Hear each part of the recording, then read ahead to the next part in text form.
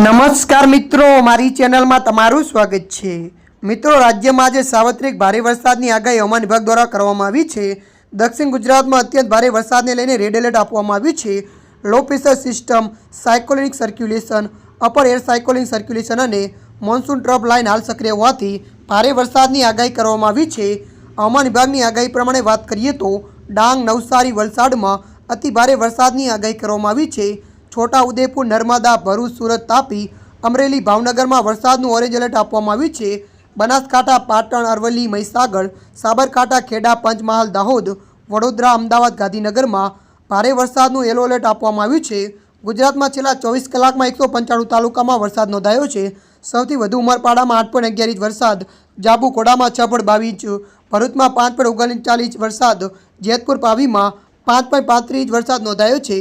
રાજ્યમાં અત્યાર સુધીમાં સરેરાશ 92%થી વધુ વરસાદ નોંધાયો હોવાની વાત સામે આવી છે।